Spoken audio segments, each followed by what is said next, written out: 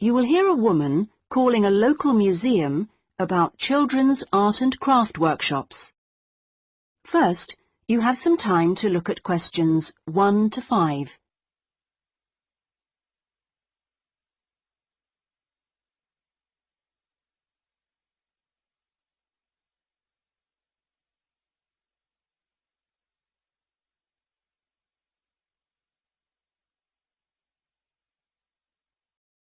Now we shall begin. You should answer the questions as you listen, because you will not hear the recording a second time. Listen carefully and answer questions 1 to 5. Good morning, Sidmouth Museum. Can I help you? Oh, yes. Good morning. I'm interested in the children's workshops, and I'd like a little more information, please. Do you mean the art and craft workshops? Yes, a friend of a friend mentioned them. The children do painting and make models and so forth. Yes, of course. Where to begin? First of all, as you probably know, they run every Saturday. Fine. And what about ages?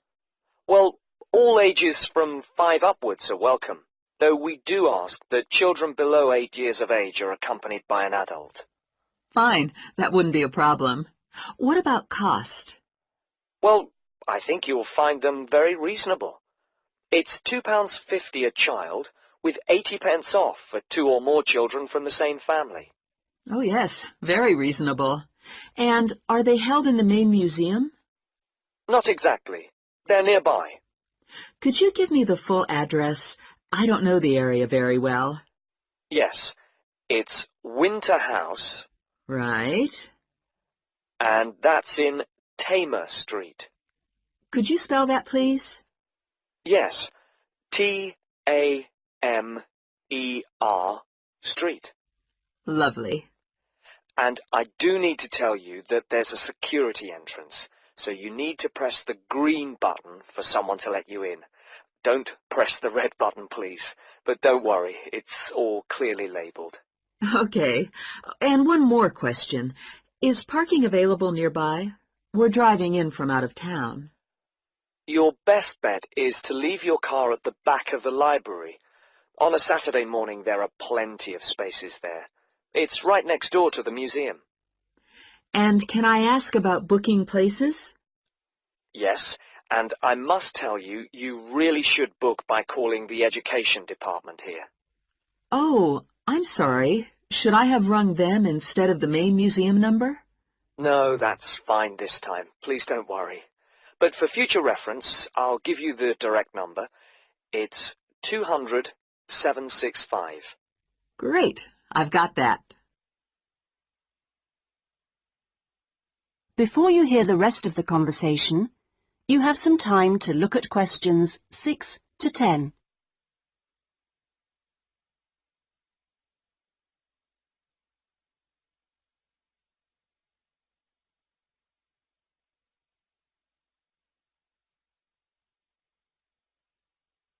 Now listen and answer questions 6 to 10. But I'm very happy to give you information about the next 2 workshops. On Saturday the 16th, there's building castles. Oh, sounds great.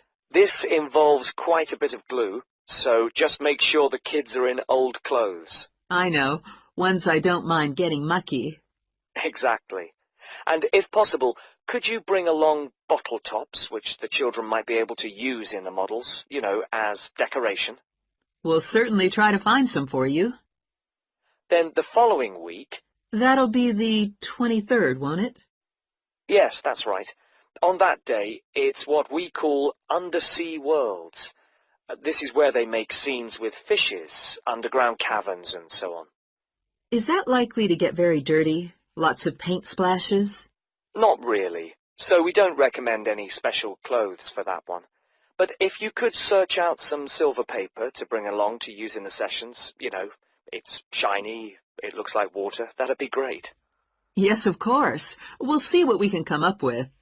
Well, thank you ever so much for all your help. The sessions sound really good, and I'll certainly book up for the next 2. Lovely. Thanks very much for ringing. Bye. Bye-bye. That is the end of section 1. You now have half a minute to check your answers.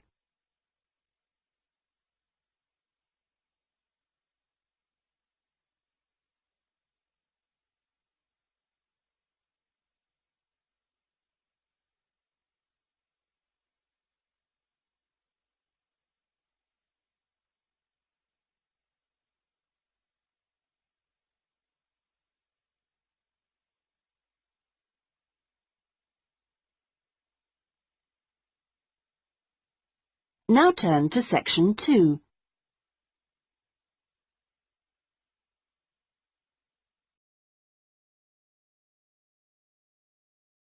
Section 2. You will hear a customer services official giving information to a passenger at a railway station in a town called Trebirch. First, you have some time to look at questions 11 to 17.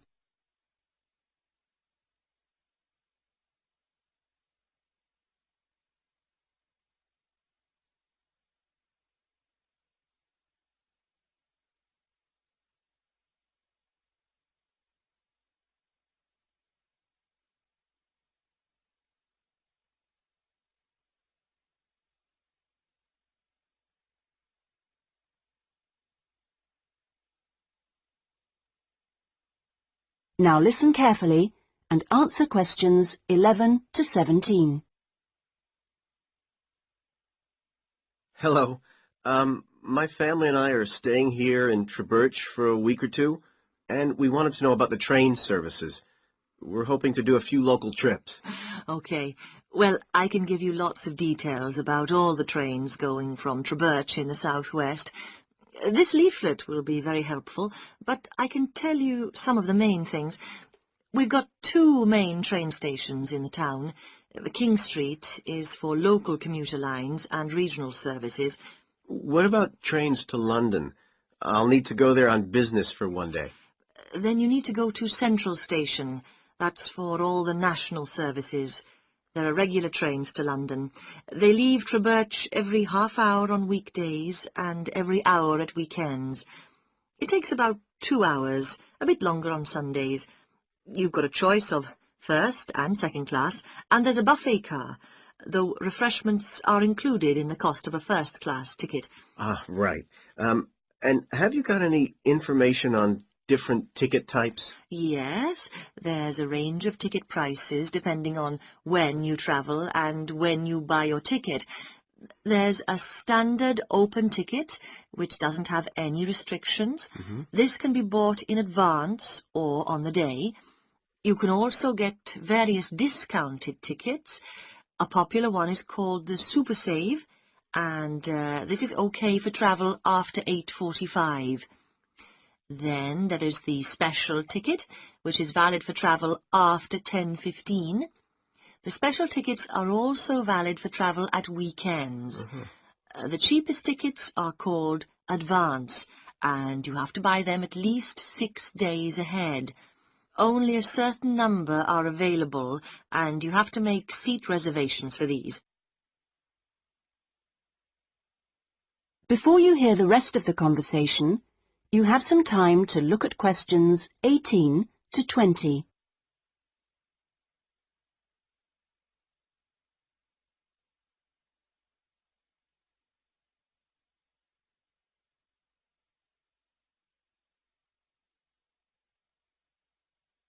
Now listen and answer questions 18 to 20. Thanks. And are there lots of places to go to around here? Oh, yes. You can enjoy many days out. There's the Merthyr Mining Museum, which is only half an hour from Trebirch by train.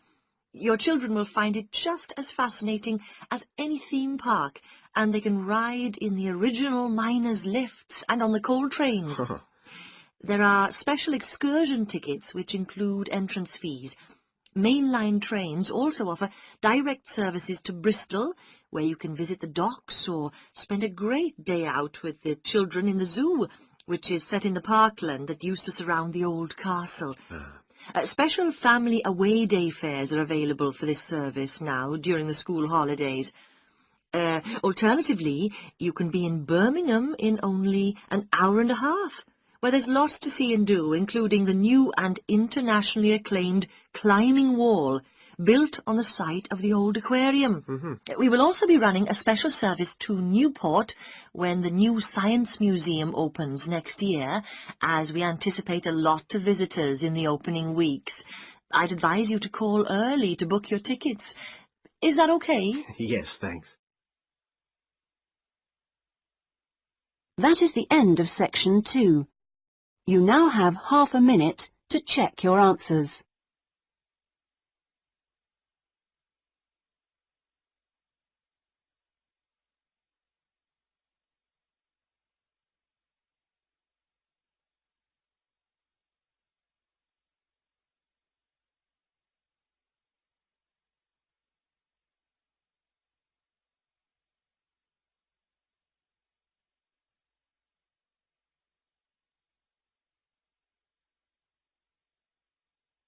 Now turn to section 3.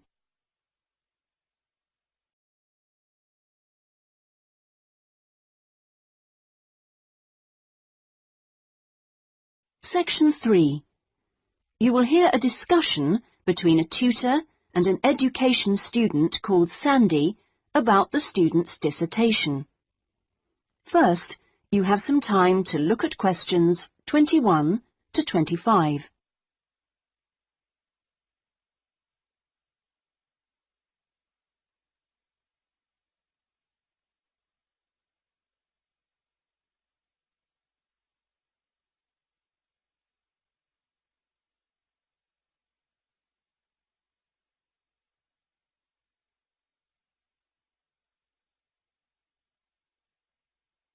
Now listen carefully and answer questions 21 to 25.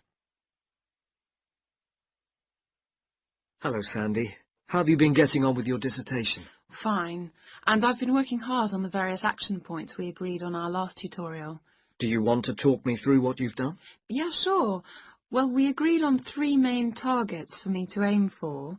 The first one was to find out about suitable data analysis software. Yes. And what I decided to do was to look through catalogues specialising in IT. That's a good idea. What did you come up with? I found the names of 2 promising ones. Right. But I also thought it'd be worthwhile talking to a lecturer. Oh, right. Who did you see? Jane Prince. Do you know her? She's in the computer centre? Yes, of course. She's the new head. Yes, well, she was very helpful. Oh, that's good. Did she suggest anything in particular? Yeah, she recommended software called VVAT and said I should book up for a couple of practice sessions using VVAT. Great. I'm sure you'll find them useful. And, of course, the second target was to draw up a survey checklist, which Yes, you emailed me it last week. Have you had a chance to look? Of course. I think it's good. Very much on the right lines. I'd say your first 2 sections are spot on. I wouldn't suggest that you change anything there, but in section 3 you really do need to have questions on teaching experience. Yeah, I was thinking that section looked a bit short. Right. And my third target was do further reading on discipline. Oh, yes. I mentioned a couple of writers, didn't I? Yes, well, I got hold of the Banerjee, and I thought that was excellent, but I'm afraid I didn't manage to get hold of the essays about classroom management. You know, the ones by Simon Erickson. The bookshop said it was out of print, and the library doesn't have a copy. Oh, right. And I'm afraid I've lent my copy to another student. What I suggest you do is try the library again. This time apply for it through the service called Special Loans. Have you done that before? You're entitled to 6 books a year. Yes, no problem. That's what I'll do. So, lots of useful work done. Before you hear the rest of the conversation, you have some time to look at questions 26 to 30.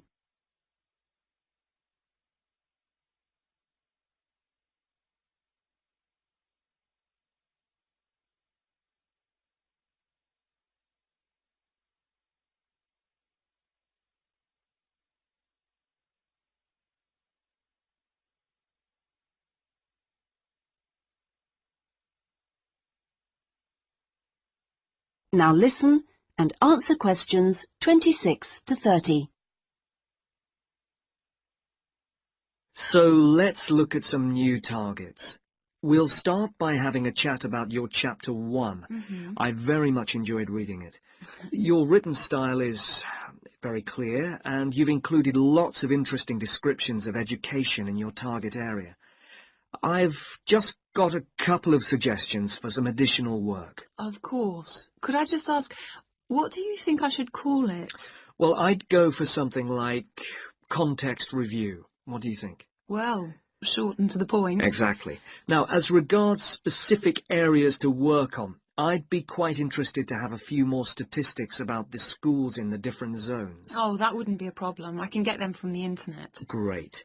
And although you did make a reference to quite a few different writers, I think you should aim to cite more works written later than 2000. Okay. That's more difficult, but I can try. When do you want that done by? Oh, it's not urgent. I should aim for the end of term.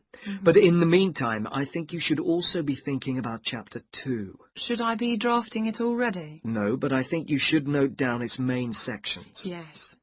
You know, I always find that the hardest part... I always find it helpful to put some ideas on index cards. Yeah. And then you can sort them and even lay them out on the floor. It's a real help. Well, I'll certainly try it. Okay. When would the deadline be for that? My advice would be to get it done before you embark upon the research. You can always change it later if you need to. Okay, I'll get going on that then. That is the end of section 3. You now have half a minute to check your answers.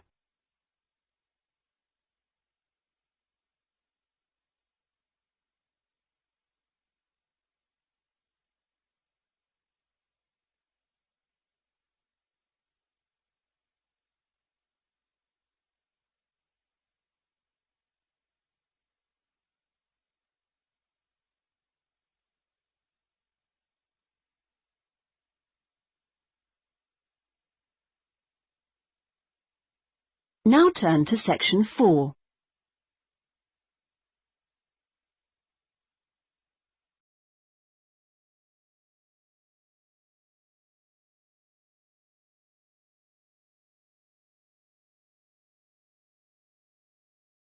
Section 4. You will hear part of a lecture about the history of moving pictures.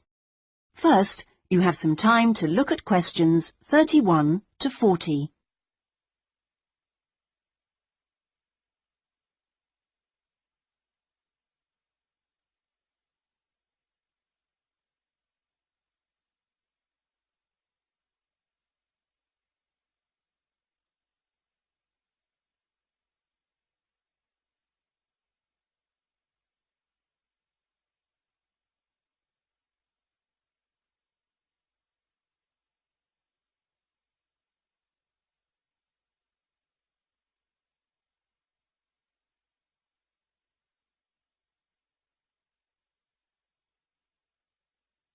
Now listen carefully and answer questions 31 to 40. Many believe that the story first began in America in 1877, when two friends were arguing over whether a horse ever had all 4 feet, or hooves, off the ground when it galloped. To settle the bet, a photographer was asked to photograph a horse galloping, and the bet was settled because you could see that all the hooves were off the ground in some of the photos. What was even more interesting was that if the photos were shown in quick succession, the horse looked like it was running. In other words, moving pictures. The person who became interested in taking the moving pictures to its next step was the famous American inventor Thomas Edison. Actually, he didn't do the work himself, but rather asked a young Scotsman in his employ to design a system, which he did. Now, this young fellow was clever, because the first thing he did was study other systems, primitive as they were, of moving pictures, and then put all the existing technologies together to make the first entire motion picture system. He designed a camera, a projection device, and the film. The system was first shown in New York in 1894 and was really very popular. Apparently, people lined up around the block to see the wonderful new invention. There were, however, a couple of problems with the system. The camera weighed over 200 kilograms, and only one person at a time could see the film. Well now, news of the new system in America traveled fast, and a number of rival European systems started to appear once people had heard about it. The single problem with all the systems was they couldn't really project the film onto a screen, so more than one person could see it. Then, in 1895, 3 systems were all developed, more or less at the same time and independently of each other. I guess the most famous of these was by the Lumière brothers from France, and they called their system the cinematograph, which of course is where the word cinema comes from. There were also 2 brothers in Germany who developed a successful system, and they called it a bioscope. Well, now once the problem of projection had been solved, the next challenge for the inventors was to make the films longer and more interesting. A continuing problem at the time was that the films had a tendency to break when they were being played, a problem which was caused by the tension between the 2 wheels, or reels as they are called, which hold the film. Now, this problem was solved by 2 American brothers. They developed the Lantham loop, which was the simple addition of a 3rd reel between the 2 main reels, and this took all the tension away, with the result that the film stopped snapping.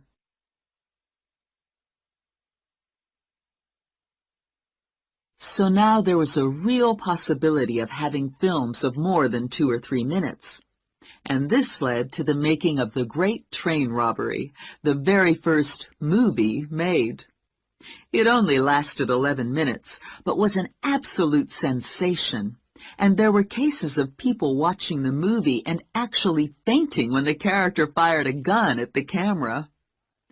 Almost overnight, movies became a craze, and by 1905, people in America were lining up to see movies in store theaters, as they were called then. I guess the next big step in terms of development of technology was to have people actually talking on the film. And the first step towards this was in 1926, when sound effects were first used on a film. It wasn't until the following year, however, that the first talkie, as they were called then, was made. This film featured actors speaking only during parts of the film, and was called The Jazz Singer. And it wasn't until 1928 that the first all-talking film was produced, and this was called The Lights of New York. Unfortunately, the sound on this early film was not very good, and I believe they put subtitles on the film. That is, they printed the dialogue along the bottom of the film to compensate for this poor sound quality. Now, with the addition of sound, moving pictures became far more difficult to make. That is the end of section 4. You now have half a minute to check your answers.